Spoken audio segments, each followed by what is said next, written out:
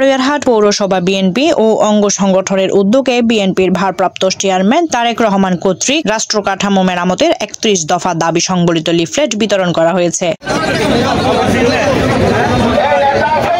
রবিবার ২৬শে জানুয়ারি বারুইয়ারহাট পৌরসভার ট্রাফিক মোড়ে পথসভায় বক্তব্য রাখেন চট্টগ্রাম উত্তর জেলা বিএনপির যুগ্ম আহ্বায়ক ও মিরসরাই উপজেলা পরিষদের সাবেক চেয়ারম্যান নুরুল আমিন চেয়ারম্যান।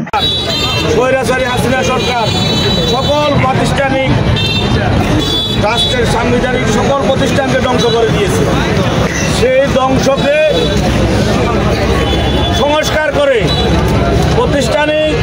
সাংবিধানিক সকল প্রতিষ্ঠানকে সংস্কার করে বাংলাদেশকে নতুন বাংলাদেশ হিসেবে মেরামত করার জন্য আমাদের নেতা যে প্রস্তাবনা দিয়েছে জাতির এবং দেশের স্বার্থে, সেই প্রস্তাবনা বাস্তবায়ন করার জন্য আমরা জনসচেতনতামূলক লিফলেট বিতরণ করছি এবং দ্রুত সময়ের মধ্যে বর্তমান সরকারকে আমরা অনুরোধ করব আমাদের নেতা যে সংস্কার প্রস্তাব দিয়েছেন 2 বছর পূর্বে, সেই সংস্কার প্রস্তাবনা বাস্তবায়ন করে দ্রুত সময়ের মধ্যে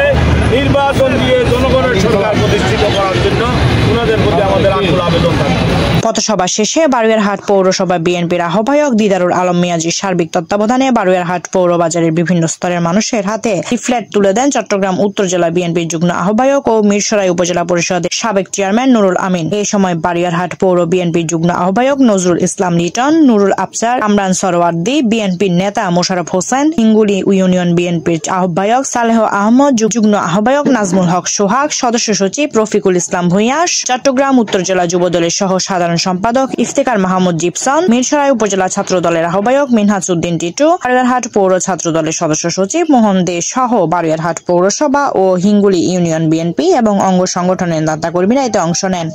আমাদের প্রিয় নেতা জাতির উদ্দেশ্যে, দেশবাসীর উদ্দেশ্যে, আমাদের দলের নেতাকর্মীদের উদ্দেশ্যে সংযত হয়ে সম্মানের সাথে সকল মানুষের নিরাপত্তা বিধান করার জন্য জাতীয়তাবাদী দলের নেতাকর্মীদেরকে যে দায়িত্ব দিয়েছেন, সেই দায়িত্ব পালন করার জন্য উনি আহ্বান করেছেন। ইতিমধ্যে আপনারা দেখেছেন আমাদের নেতাকর্মীরা আমাদের প্রিয় নেতার সেই আহ্বানে সাড়া দিয়ে বাংলাদেশে বর্তমান যে অরাজক পরিস্থিতি ছিল সেই পরিস্থিতি থেকে বাংলাদেশকে অনেকখানি এগিয়ে নিয়ে গেছে।